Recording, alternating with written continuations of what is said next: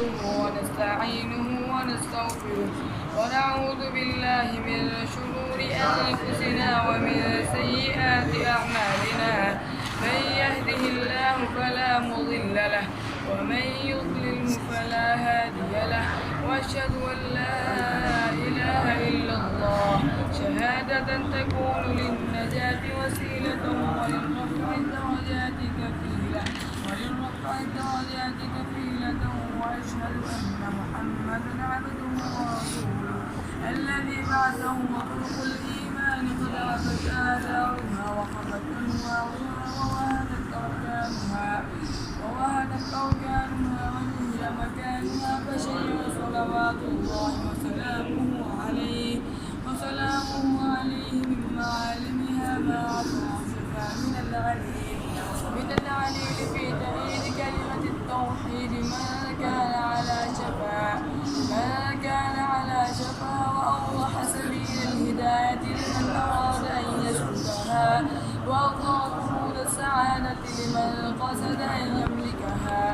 أما بعد فإن التمسك بهديه لا يستتب إلا بالاقتفاء لما صدر من مشكاته والاعتصام بحبل الله لا يتم إلا ببيان كشفه. كان كتاب المصابيح الذي صنفه الإمام محيي السنة قانع البدعة أبو محمد حسين بن مسعود القراء البغوي رفع الله درجته أجمع كتاب صنف في بابه وأوبق لشوارد الأحاديث وأوابرها. ولما سلك رضي الله عنه طريق الاختصار وحذف الأسانيد تكلم فيه بعض النقاد وإن كان نقله وإنه في الافتقاد كالإسناد لكن ليس ما فيه أعلام كالأوثان. فاستغفرت الله واستغفرت منه وأعلمت ما أوصله فأودعت كل حديث في قوله كما رواه الأئمة المتقنون والثقات الراسخون مثل أبي عبد الله محمد بن إسماعيل البخاري وأبي الحسين مسلم بن الحجاج القشيري وأبي عبد الله مالك بن أنس الأصبحي وأبي عبد الله محمد بن إدريس الشافعي وأبي عبد الله أحمد بن محمد بن حنبل الشيباني وأبي عيسى محمد بن عيسى الترمذي وأبي داود سليمان بن الأشعث السجستاني وأبي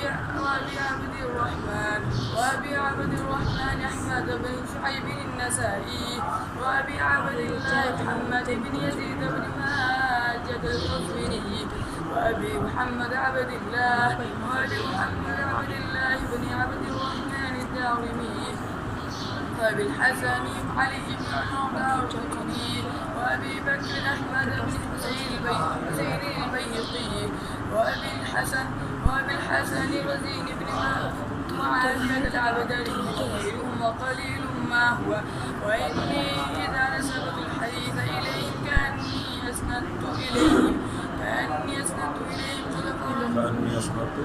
إلى النبي صلى الله عليه وسلم لأنهم قد قربوا من قولنا عنه وقفيت وشروا فيها وقسمت كل باب غالبا على فصولها ثلاثة أولها ما أخذه الشيطان أو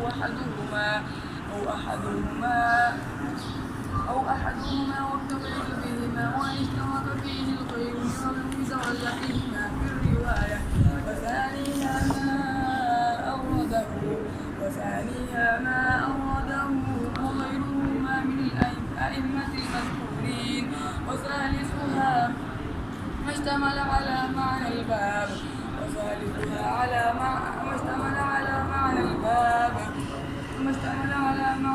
من ملحقات مناسبة مع محافظة على الشريعة.